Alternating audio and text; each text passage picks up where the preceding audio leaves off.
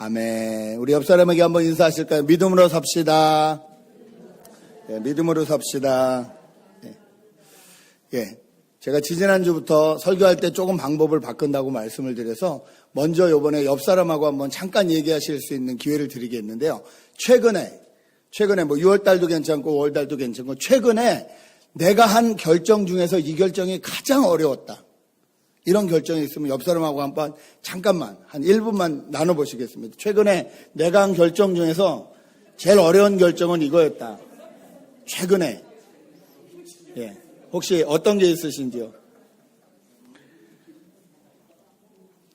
최근에 내가 한 결정 중에서 제일 어려운 결정이 이거였다. 혹시 생각나는 게 있으십니까? 네. 예, 나누신 줄 알고, 예. 저는 지난주에, 여러분 기도해 주셔서 무사히 한국에 잘 다녀왔습니다. 2가지 일로 갔는데, 2가지 일이 잘 해결이, 됐다고 믿습니다. 예, 그렇게 말씀드리는 이유는 실은, 어머님의 건강 때문에 갔는데, 병원이 그렇게 날짜가 쉽게 잡히지 않더라고요. 그래서 그 날짜, 그 예약을 한 것을 보니까 다 6월 20일 이후에, 뭐 MRI도 그렇고, 뭐, 안에 이렇게 검사하시는 것도 다 그렇게 뒤에 스케줄이 잡혀 있어서 어머님이 이렇게 그 진료를 받으시거나 하시는 건 제가 보지 못하고 그냥 이렇게 어머니 옆에서 밥 얻어먹고 그냥 옆에 있다가 계속 누가 제가 가는데 어떤 청년이 그러더라고요. 엄마랑 싸우지 말고 오라고. 근데 역시나 싸우고. 아, 왜 이렇게 잔소리를 하시냐고 막 이러고 저만 보면 살 좀 빼라 막 이러고 그러셔서 잔소리 할 거면 나 간다고 막 투닥투닥 거리다가 왔는데 아버님이 그러시더라고요. 야, 네가 오니까 엄마가 날아다닌다. 제가 보기에 안 날아다니시는데 이 정도가 날아다니시는 거면 너 가면 어떡하냐 그러셔서 제가 조금 걱정이 되긴 했습니다. 좀 많이 연약해지시긴 했지만 그래도 아직 건강하신 것 같아서 다행이라고 생각하고 왔습니다. 요번에 한국에 가서도 짧은 시간이었지만 사람을 좀 많이 만났습니다. 제가 원래 사람 만나는 걸 좋아하고 또 그곳에 가면 꼭 좀 이렇게 돌봐야 될 사람들이 좀 있어서 옛날에 제가 일본에 사역할 때 있었던 사람들 그리고 여기서 이제 유학을 하다가 이미 들어간 우리 청년들도 그렇고 그래서 요번에 이제 또 8월 달에 이렇게 미국으로 다시 들어오는 부부가 있어요. 그래서 그 부부하고 만나서 저희 교회 비전을 소개하고 좋은 말로 소개하고 굳이 우리 교회에 올 필요는 없으나 그러나 네가 이 사역에 동참하고 싶다면 꼭 우리 교회를 고려해 보기 바란다. 이렇게 좀 도전하고 가서 전도하고 그러고 돌아왔습니다. 많은 사람들을 만나는데 시간이 짧다 보니까 선택할 수밖에 없었습니다. 그래서 정말 만나야 되는 친척 중에서 못 만난 분도 계시고요. 근데 시간이 없으니까 어쩔 수 없이 이렇게 선택을 해야 됐습니다. 어떤 분이 알베르 까미라는 분이 그렇게 말씀을 하셨더라고요. 인생은 자기가 내린 모든 선택의 총합이다. 다시 말해서 내가 선택한 모든 것을 모으면 그것이 내 인생이 된다. 그런 말을 했다고 하는데 저는 그 말이 맞는 것 같습니다. 저희가 알게 모르게 하루에 70번 정도의 선택을 한다고 합니다. 하루에. 그렇다면 1년에 25,000번이 넘는 선택을 합니다. 끊임없이 선택을 하더군요. 작은 일이든 큰 일이든 끊임없이 선택을 하는데 선택할 때마다 고민스럽고 걱정스럽고 이게 과연 바른 길인지 바른 선택인지 헷갈릴 때가 많이 있습니다. 여러분 어떠신지요? 그래서 제가 최근에 가장 결정 내린 것 중에 힘든 게 무엇이었냐고 서두에 여러분에게 여쭤봤던 이유가 그것입니다. 저희가 지금 성경은 드라마다라는 주제로 성경을 쭉 보고 있습니다. 질문 한번 다시 드릴까요? 성경에 6가지 프레임이 크게 있다고 말씀드렸죠? 기억하시죠? 지난주에 이렇게 같이 대화하시면서 하셨는데 처음부터 가보겠습니다. 처음에 뭐죠? 창조, 그 다음에 타락, 그 다음에 언약, 약속이라고 언약, 그 다음에 예수님 이야기, 구속, 그 다음에 교회, 그 다음에 새 창조. 다시 한번 정리해 드릴게요. 성경을 쫙 펼치면 크게 6가지 프레임으로 성경을 정리할 수 있는데요. 창조가 있고, 타락이 있고 언약, 약속이 있고 약속이 이루어지는 구속이 있고요. 그 다음에 교회 시대가 있고 새 창조, 새 하늘과 새 땅, 새 창조의 이야기로 성경이 이렇게 크게 6가지 프레임으로 볼 수 있습니다. 저희가 창조, 타락, 언약까지 구약 성경에서 다 봤습니다. 그리고 이제 하나님의 약속이 이루어지는 구속의 부분이 이제 신약 성경입니다. 저희가 오늘 읽은 이 본문은 신약 성경에서도 가장 먼저 나오는 마태복음입니다. 이 마태복음은요, 실은 가장 먼저 쓰인 성경은 아닙니다. 신약 시대에 가장 먼저 쓰인 성경은 마가복음이거든요. 그럼에도 불구하고 마태복음이 왜 먼저 왔느냐? 그 이유는 오늘 1절에서 볼 수 있는데 1절에 오늘 이렇게 말하고 있습니다. 아브라함의 자손이요 다윗의 자손인 예수 그리스도의 계보는 이러하다. 다시 말해서 아브라함의 자손이고 다윗의 자손인 예수님의 족보는 이렇다, 이 말이거든요. 이 말은 뭐냐면 신약성경은 구약성경하고 뚝 떨어진 것이 아니라 이 신약성경은 구약성경에 계속 약속되어 있던, 아브라함 때부터 약속되어 있던, 그리고 다윗을 통하여 약속되어 있던 그 약속이 연결되어서 이루어진 일이다라는 것을 밝혀주는, 그것이 이제 마태복음 1장 1절입니다. 그래서 아브라함의 자손이요 다윗의 자손인 예수 그리스도의 계보, 이 말은 구약에서부터 쭉 연결되는 이거라는 거예요. 여러분 혹시 그 성경을 좀 깊이 공부하시다 보면요, 성경이 끝나고 신약 성경이 시작하기 전까지 400년의 중간기라는 시간들이 있습니다. 이때 저번에 제가 다니엘서 할 때 말씀드렸듯이 이 제국이라 그러는 여러 나라 제국들이 생겼어요. 하나님의 백성이라는 이스라엘이 망했잖아요. 그때 이제 일어난 나라가 바벨론이라는 나라가 일어났고, 바벨론 뒤에 어떤 나라가 일어났죠? 성경의 두 글자 바사라고 말하고 세계사에서는 페르시아라고 말하는, 바벨론을 다시 이긴 것이 페르시아고요. 페르시아를 다시 이긴 것이 알렉산더 대왕의 그리스입니다. 그리고 그리스를 무너뜨린 것이 로마라고 말씀드렸죠. 이런 큰 제국들, 이런 큰 제국들이 쭉 세계사 가운데 역사에 흘러가는 동안에 이스라엘, 하나님이 택하신 이 이스라엘 백성들은 계속 식민지 생활을 하는 거예요. 그 400년 동안에 잠깐 독립한 적이 있습니다. 독립운동을 해가지고 잠깐 독립을 했으나 다시 또 나라를 빼앗겨버리고, 이 신약 성경이 시작되는 때는 로마의 식민지로 있을 때입니다. 저희가 이 시대적인 배경을 좀 알아야 이 성경이 이해가 잘 되거든요. 예수님이 태어나실 때는요, 이스라엘 백성은 로마의 식민지 아래 있었다. 이걸 여러분이 기억하셔야 됩니다. 그 상황 가운데서 이 유대인들은 다 같이 언제쯤 되면 구약 성경에 약속한 메시아가 우리에게 오실까, 이 고민을 많이 했어요. 그런데 오늘 마태가 이렇게 말하는 거예요.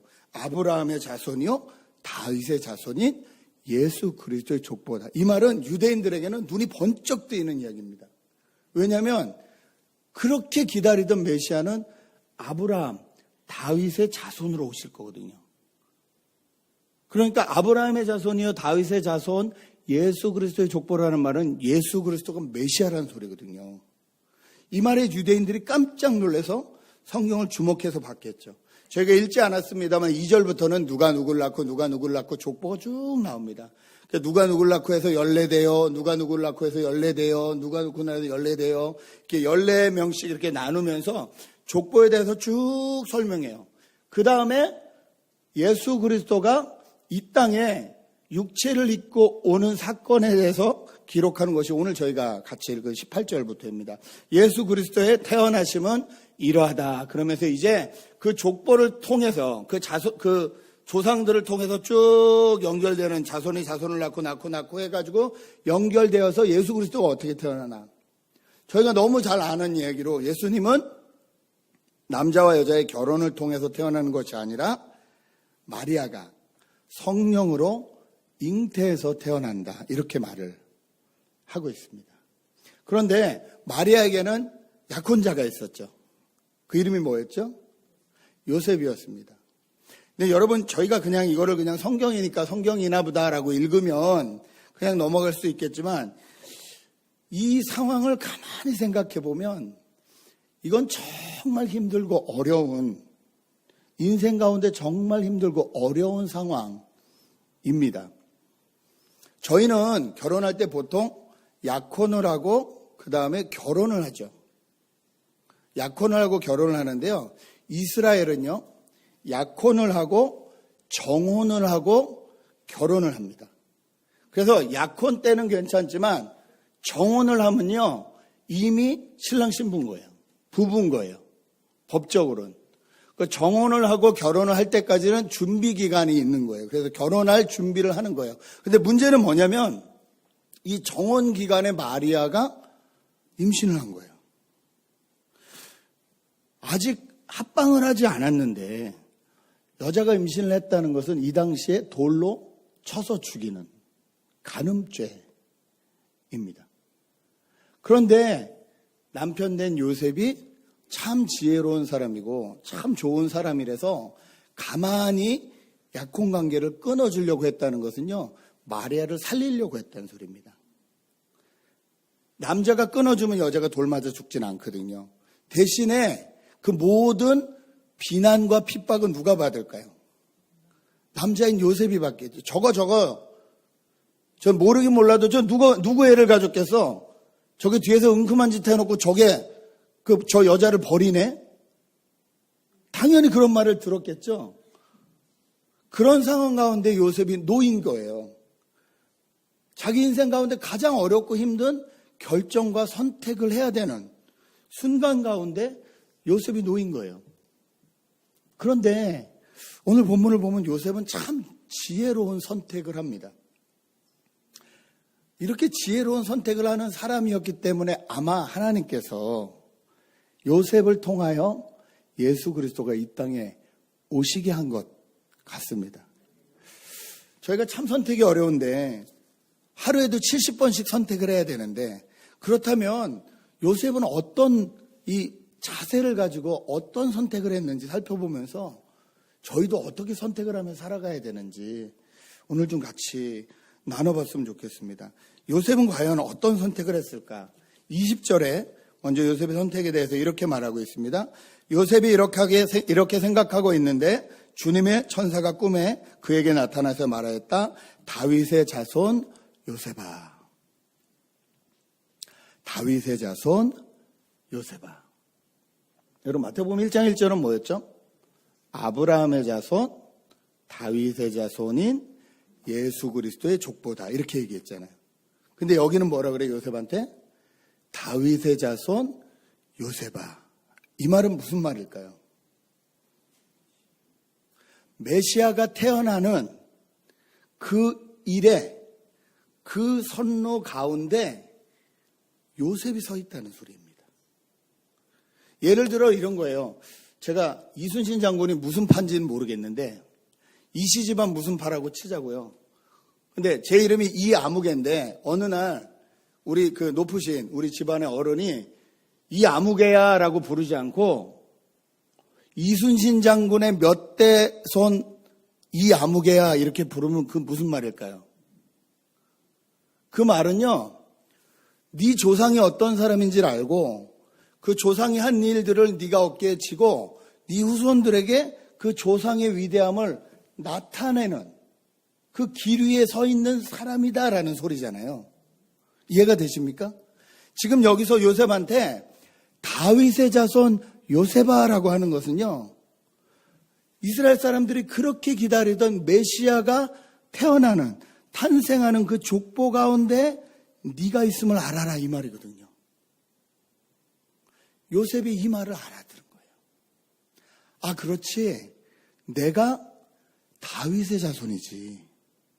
다시 말해서 하나님이 나를 통해서 이 땅 가운데 메시아를 보내시는 그 집안의 사람이지. 여러분, 이것을 저희는 정체성이라고 말합니다. 우리가 올바른 선택을 하기 위해서 먼저 알아야 될 것은요, 내가 누군지를 알아야 되는 거예요.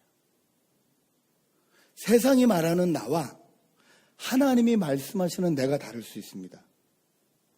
세상에서는 여러분을 직업대로 부를 수 있어요. 무슨 부장님, 무슨 사장님, 무슨 사모님, 이렇게도 부를 수 있고. 또 뭐 아버지, 어머니 어떤 이런 걸로 부를 수 있지만 하나님이 여러분을 바라보시는, 하나님이 여러분이 부르시는 그 부르심은 다르다는 거예요. 내 아이덴티티가 무엇인가, 하나님 앞에서 내 아이덴티티가 무엇인가를 정확히 아는 사람이 선택을 잘할 수 있다는 거예요.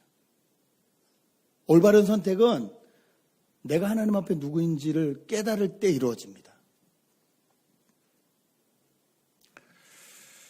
제가 이번 주에 이제 가서 후배를 만났는데요. 후배 목사 중에서 제가 참 아끼고 이렇게 가면 저절로 이렇게 꼭 만나고 싶은 친구가 있어요. 왜냐하면 이 친구가 목사인데 전사를 보통 한 3년 해야 돼 신학을 졸업하는데 이 친구 6년이 걸렸어요. 공부를 못해서 6년이 걸린 게 아니라 아내가 너무 아파요. 그래서 아내가 가만히 있다가 그냥 이게 질식을 해가지고 쓰러지고 뭐 하면 병원 가고 이래가지고 공부하다가 뛰어나가고 해가지고 학점을 제대로 받지 못해서 이 신학을 6년이나 했어요. 그 교수님들이 그 사정을 알고 이렇게 어려운 사정인지 아니까 네가 이 리포트만 써놓으면 내가 C를 줘서 그냥 패스를 시켜줄게. 이렇게 말해도 이 친구가 또 그 말은 또 듣질 않아요. 제가 다시 공부하겠습니다. 그래서 재수강을 하느라고 남들 3년이면 끝낼 공부를 6년에 했어요. 그 교단이 그렇게 큰 교단도 아니에요. 장로교 큰 교단 이런 것도 아니에요. 나사렛 교단은 작은 교단이기 때문에 강도사가 되고 목사가 되는데 시간이 너무 오래 걸리고 시험이 너무 어려운 거예요. 그러니까 정말 어렵게 하나님의 부르심을 받들고 신학을 시작해가지고 작년에 이제 목사가 됐어요. 이제 목사가 좀 됐으면 이제 좀 하나님이 그 길을 좀 뻥 뚫어 주셨으면 좋겠는데 그렇지 않은 거예요. 이게 작은 교단의 사람이니까 일단 교회 들어가는 게 너무 어려워요. 취업이 어려운 거예요. 목사인데도. 어떻게 들어갔는데 교회가 좀 이상해요. 제가 들으니까. 아니 건강한 교단이에요. 건강한 교단인데 목사님이 좀 이상하세요. 어떻게 이상한가 들어봤더니 그 목사님이 이 캘리포니아에 있는 제가 잘 모르는 신학교에서 박사학위를 공부하신대요. 근데 저 잘 들어본 적이 없는 학교예요.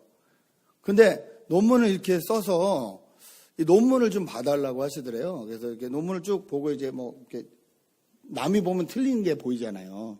근데 뭐 조사도 고쳐주고 이렇게 문맥도 좀 이렇게 맞춰주고 이렇게 쭉 봐드렸대요. 그랬더니 그러면 논문 다 읽었으니까 그걸 한번 결론을 좀 내봐라. 한 3장 정도의 결론을 내봐라. 그래서 자기가 읽은 거에 대해서 이렇게 결론을 냈대요. 그랬더니 그 다음에 또 그러면 거기에 대한 서론을 좀 써봐라. 이러시더래요. 그래서 이 친구가 그때 아차한 거예요. 이거 잘못하면 논문 대필되겠구나. 내가 이거 범죄의 같이 연루가 되겠구나. 근데 그걸 부탁하는 분이 누구예요? 속된 말로 자기 목줄을 쥐고 있는 담임 목사님이잖아요. 여러분 어떻게 해야 될까요? 이 친구가 기도하기 시작했습니다. 하나님에게 지혜를 구했어요. 하나님에게 지혜를 구하고 하나님이 주신 지혜로 말한 것은 이것이에요. 목사님, 제가 실력이 안 돼서 감히 목사님이 논문 쓰시는데 제가 이렇게 거들어 드린다고 한 것 자체가 교만이었습니다. 이게 너무 교만이었고 저는 그냥 이렇게 정리해보라서 그냥 제 생각을 쓴 건데 그거 아무 소용 없는 거고 그렇게 쓰시면 안 될 것 같다고. 근데 목사님 너무 힘들고 어려우셔서 논문 쓰실 시간이 없으면 지금부터 모든 새벽 예배를 제가 하겠습니다. 모든 금요 기도회를 제가 하겠습니다. 목사님 논문에 전념하십시오. 그러니까 이제 목사님도 하실 말씀이 없는 거예요. 그래서 위기를 잘 넘겼어요. 그 얘기를 해주는데 그냥 복창이 터져가지고 야 나와라 이 말을 해주고 싶은 거예요. 근데 참 감사한 것은 이 친구가 쉽게 말해서 자기의 목줄을 잡고 있는 사람을 바라보지 않고 그 위에 계신 하나님을 바라봤기 때문에 목사라는 정체성이 뭔지 사람을 두려워하는 사람인지 하나님을 두려워하는 사람인지에 대한 정체성을 바로 했기 때문에 그 위기 상황 가운데 올바른 선택을 할 수 있었다는 겁니다. 여러분 우리가 수많은 선택을 해야 되는데 그 선택의 기로에 섰을 때 내가 누군지 아셔야 됩니다. 제가 오늘 찬양했잖아요. You are good, good father. Who you are. Who I am. 하나님과 내가 어떤 관계인지, 하나님이 나를 위해서 무엇을 하셨는지, 그리고 나는 그 하나님에게 어떻게 반응하고 있는지, 여러분, 여러분의 상황 가운데 여러분이 대답해 주셔야 됩니다. 그 아이덴티티를 바로 세워야 여러분의 결단에, 여러분의 선택에 후회가 없습니다. 두 번째, 요셉이 어떻게 선택을 했나 보니까요, 똑같은 20절에 이렇게 나와 있습니다. 요셉이 이렇게 생각하고 있는데 주님의 천사가 꿈에 그에게 나타나여 말하였다. 다윗의 자손 요셉아, 두려워하지 말고 마리아를 내 아내로 맞아들여라. 이 말을 보니까, 천사가 이렇게 말하는 것을 보니까 요셉이 많이 두려워했다는 거예요. 여러분, 저희가 선택을 하지 못하는 이유가 뭐냐면요, 두려움 때문입니다. 틀리면 어떡하지? 이거 선택했다가 잘못되면 어떡하지? 이 사람이 아니면 어떡하지? 이 직장이 아니면 어떡하지? 이 두려움 때문에 선택을 못해요. 우리의 선택을 가로막는 가장 큰 적 중에 하나는 두려움이에요. 약혼녀가 아이를 가졌다는 말에 두렵지 않을 사람이 어디 있겠습니까? 지금부터 자기가 받아야 될 비난을 생각해 보세요. 지금껏 쌓았던 다윗의 자손이기도 하고, 지금껏 자기가 그 동네에서 쌓았던 모든 명예와 모든 것들이 다 무너지는 순간이잖아요. 그렇다고, 아니 실은 그게 아니라 실은 저 여자가 어디 가서 아이를 가져온 거래요 말하는 순간에 어떻게 됩니까? 그 여자는 돌로 맞아 죽거든요. 이러지도 저러지도 못하는 상황인 거예요. 요셉은 얼마나 두려웠겠어요. 자기 여인을 살리고 대신에 자기가 평생 그 짐을 다 뒤집어 쓰고 살아야 된다는 그 두려움, 그 압박감이 얼마나 심했을까요? 그런데 그렇게 두려워했던 요셉이 어떻게 천사의 말대로 마리아를 아내로 맞이할 수 있었을까요? 여러분, 기독교는 이 상식적인 종교입니다. 커먼 센스가 통해요. 그리고 논리적이기도 해요. 기독교는 그냥 무조건 막 대놓고 믿어라 이런 종교가 아니에요. 상식적이고 논리적입니다. 그런데 하나님은 우리의 상식과 우리의 논리를 뛰어넘어서 일하실 때가 많이 있습니다. 그래서 더 정확히 말하면 기독교는 초상식적이고 초논리적입니다. 여러분, 상식적으로는 여자 혼자 아이를 가질 수 없어요. 그렇죠? 상식적으로는 무리를 사람이 걸을 수 없어요. 우리가 배운 모든 지식과 우리가 가지고 있는 상식적으로는 죽은 사람이 살아날 수가 없습니다. 그런데 성경엔 그런 일들이 가득합니다. 이 말은 무슨 말일까요? 그냥 다 뻥인가요? 성경을 그냥 극대화해 놓은 걸까요? 아니요, 그렇지 않습니다. 성경은 우리의 상식을 뛰어넘는 하나님의 능력에 대해서 말하고 있다는 거예요. 여러분, 우리가 두려움을 이길 수 있는 유일한 길은요, 초상식적이고 초논리적인 그 하나님을 바라볼 때밖에 없습니다. 하나님을 바라보지 못하면 우린 계속 두려움에 지게 돼 있어요. 어떤 사람은 두려움과 믿음이 반대말이라고 생각해요. 두려워하지 말라, 믿기만 하라. 이 말이 있어서 그런지 두려움하고 믿음은 반대야. 그러니까 두려우면 안 돼. 믿어야 돼. 근데 믿는다고 하는데 믿습니다 라고 믿어지나요? 소리를 크게 믿습니다 하면 진짜 믿어지나요? 두려움이 다 사라지나요? 막이야 물러가라 소리를 치면 정말 두려움이 사라지나요? 여러분, 경험해 보셨는지요? 여전히 두렵습니다. 여전히 두려워요. 여러분, 두려움은 믿음과 반대말이 아니에요. 진짜 믿음은 뭐냐면요, 나에게 오는 두려움을 그대로 안고 모두 받아들이면서 그 두려움 뒤에 계신 하나님을 믿음으로 바라보는 거예요. 이게 믿음이에요. 믿음은 두려운 걸 다 물리치고 이렇게 이루고 그냥 오직 믿음 이렇게 주문한다고 되지도 않고 소리친다고 되지도 않아요.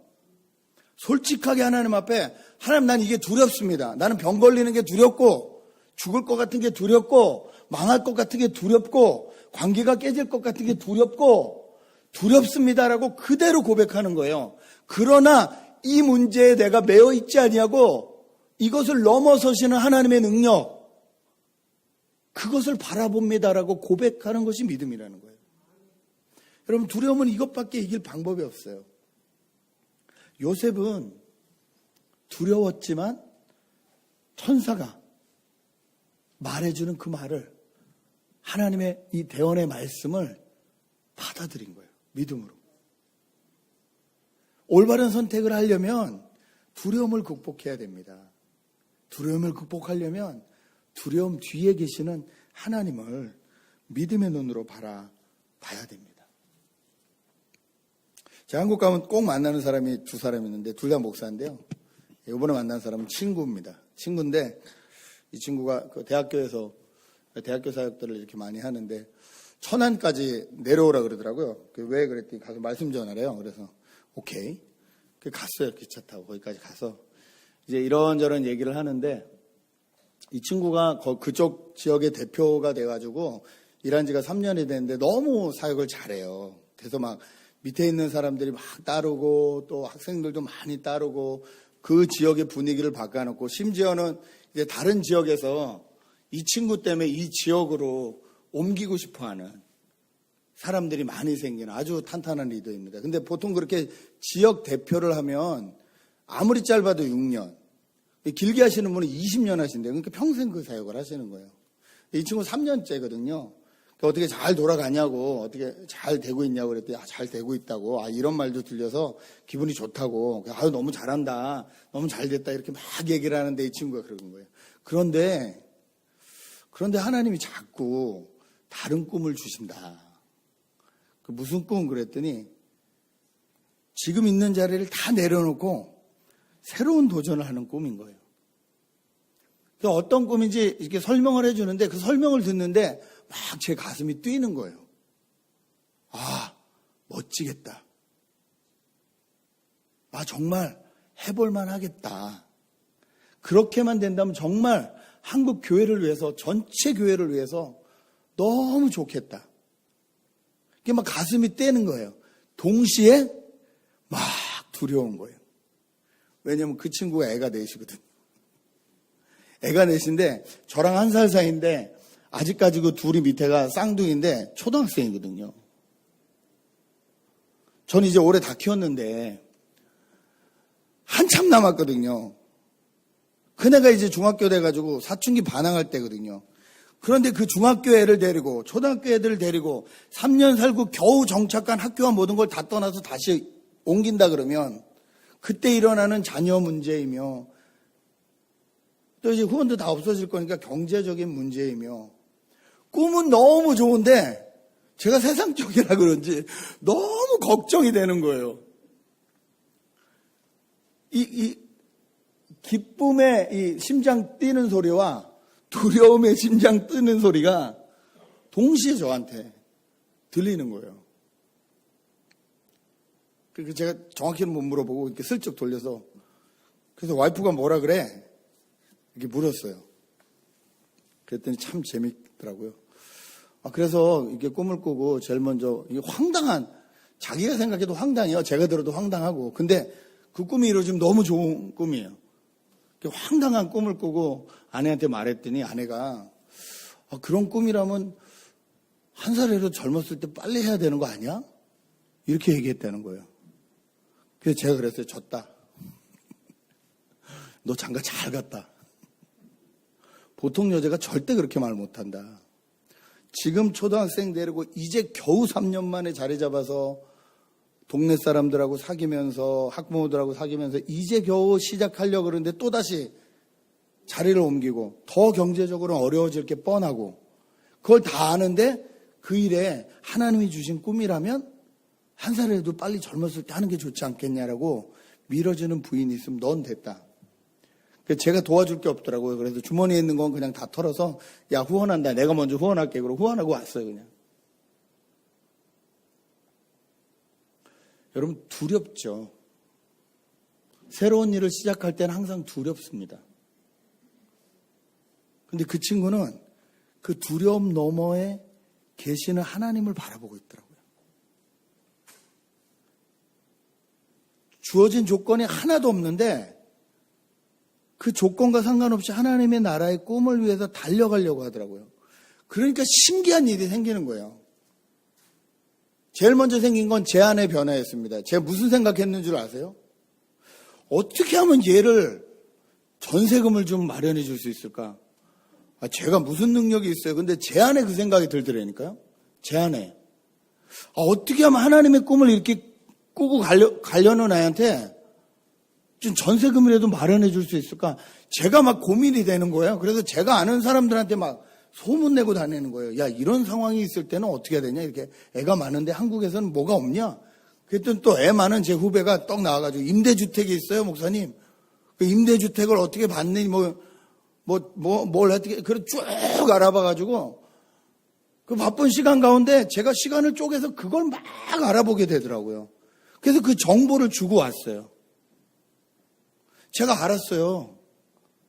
두렵지만 하나님이 주신 꿈을 향해서 달려가는 사람들을 하나님이 도우시는구나. 저는 잠깐 가서 그 친구를 만났을 뿐인데 제가 막 돕고 싶어지더라니까요. 그 꿈을 듣는 사람들이 얼마나 하나님의 마음을 품고 같이 그런 마음을 갖겠어요. 여러분 두려울 때 그 두려움 너머에 계신 하나님을 바라보십시오. 그러면 올바른 선택을 할 수 있습니다. 마지막으로 요셉이 정말 어떻게 올바른 선택을 했는지 22절은 이렇게 말을 하고 있습니다. 우리 21절, 22절, 제가 23절까지 읽을 텐데요. 22절부터 읽겠습니다. 이 모든 일이 일어난 것은 주님께서 예언자를 시켜서 이르시기를 보아라, 동정녀가 잉태하여 아들을 낳을 것이니 그의 이름을 임마누엘이라고 할 것이다 하신 말씀을 이루려고 하신 것이다. 임마누엘은 번역하면 하나님이 우리와 함께 계시다는 뜻이다. 여러분, 이 말이 지금 천사가 요셉에게 자고 있는 동안 하는 말이거든요. 그렇죠? 요셉이 잠들어 있는데 천사가 말을 하는 거잖아요. 근데 뭐라고 하냐면 이 모든 일이 일어난 것은 주님께서 예언자를 시켜서 이르신 일이다. 다시 말해서 구약의 선지자들이 한 말이라는 거예요. 그러면서 그 구약의 선지자의 말을 딱 인용을 하는데 그게 뭐냐면 보아라, 동정녀가 잉태하여 아들을 낳을 것이니 그의 이름을 임마누엘이라고 할 것이다. 여러분, 이 말은요 이사야 7장 14절에 써 있는 말씀입니다. 이사야 7장 14절 같이 읽겠습니다. 시작.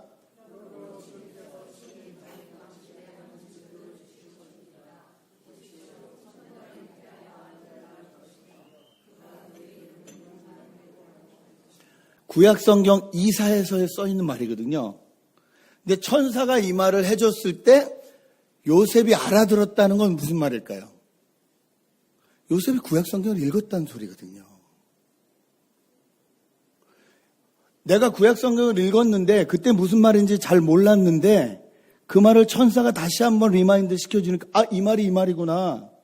그렇다면 지금 마리아를 통해서 나오는 이 아이가 우리가 그렇게 기다리던 메시아구나 라는 걸 말씀으로 깨달았다는 거예요.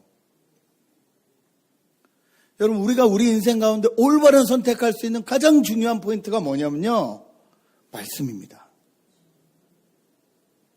하나님의 말씀이 우리 안에 있어요.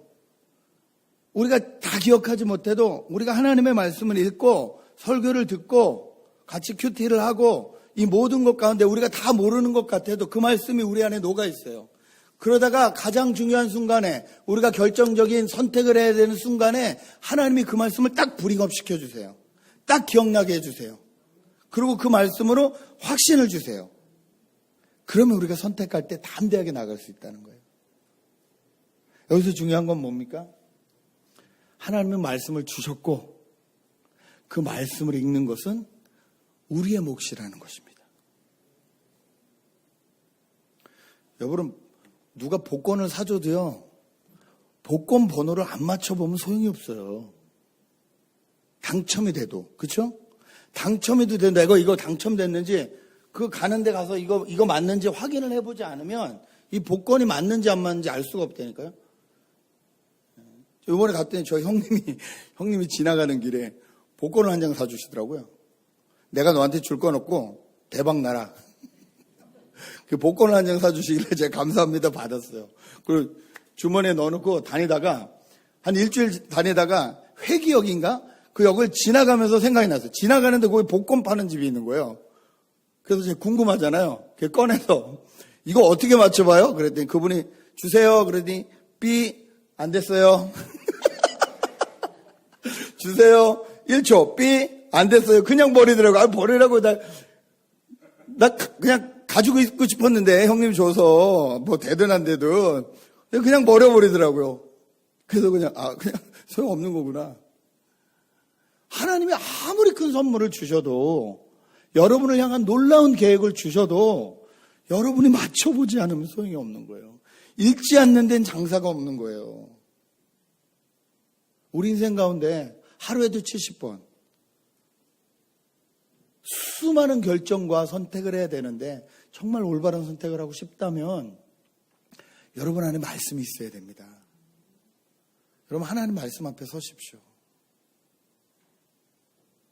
여러분 요셉이 작은 사람 같았지만 이 작은 사람을 통해서 하나님은 인간 예수가 이 땅에 오게 하셨습니다. 구약 내내 약속하신 약속이 실제적으로 이루어지는, 요셉이 안 도와줬으면 마리아가 죽었을 수도 있어요. 실제적으로 이루어지는 이 일에 하나님 요셉을 사용하셨다는 거예요. 요셉이 어떤 사람이었기 때문에? 아이덴티티가 확실했기 때문에. 두려움 가운데서도 그 두려움을 뛰어넘어 하나님을 바라볼 수 있는 사람이었기 때문에. 무엇보다도 말씀이 있는 사람이었기 때문에. 저희도 올바른 선택을 하며 살아가기 원합니다. 저희가 올바른 선택을 하기 위해선 저에게 항상 기준이 되는 분은 예수 그리스도십니다. 예수 그리스도가 우리에게 어떻게 선택하라고 하시는지 마태복음 7장 7절에서 15절의 말씀을 같이 읽고 설교를 마치려고 합니다. 좀 작지만 한번 읽겠습니다. 읽습니다. 시작. 구하여라. 그리하면 하나님께서 너희에게 주실 것이다. 찾아라. 그리하면 너희가 찾을 것이다. 문을 두드려라. 그리하면 하나님께서 너희에게 열어 주실 것이다. 구하는 사람마다 얻을 것이요 찾는 사람마다 찾을 것이요 문을 두드리는 사람에게 열어 주실 것이다. 너희 가운데서 아들이 빵을 달라고 하는데 돌을 줄 사람이 어디에 있으며 생선을 달라고 하는데 뱀을 줄 사람이 어디에 있겠느냐? 너희가 악해도 너희 자녀에게 좋은 것을 줄 알거든 하물며 하늘에 계신 아버지께서 구하는 사람에게 좋은 것을 주지 아니하시겠느냐? 그러므로 너희는 무엇이든지 남에게 대접을 받고자 하는 대로 너희도 남을 대접하여라. 이것이 율법과 예언서의 본뜻이다. 좁은 문으로 들어가라. 멸망으로 이끄는 문은 넓고 그 길이 널찍하여서 그리로 들어가는 사람이 많다. 생명으로 이끄는 문은 너무나도 좁고 그 길이 비좁아서 그것을 찾는 사람이 적다. 거짓 예언자들을 살펴라. 그들은 양의 탈을 쓰고 너희에게 오지만 속은 굶주린 이리들이다. 우리가 선택을 할 때에 수많은 선택 가운데 하나님에게 구하라고 예수님이 말씀하고 계십니다.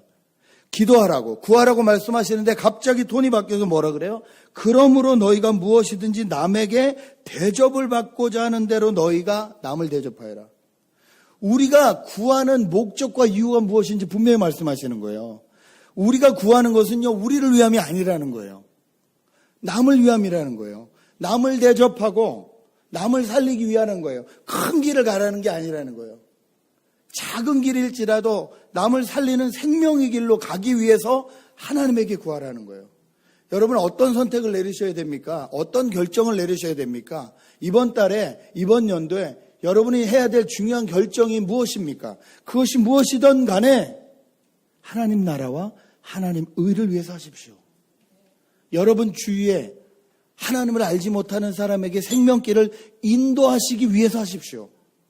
그렇다면 하나님께서 여러분에게 가장 아름다운 길로 여러분의 삶을 인도해 주실 줄 믿습니다. 우리를 위해서 그 길을 가신, 그 십자가를 지신 예수님을 따라가시는 저 여러분 되시길 주님의 이름으로 축복합니다. 같이 기도하겠습니다. 우리 기도할 때에 하나님의 말씀을 기억하면서 우리의 선택 기준은 무엇인지 한번 생각해 봤으면 좋겠습니다.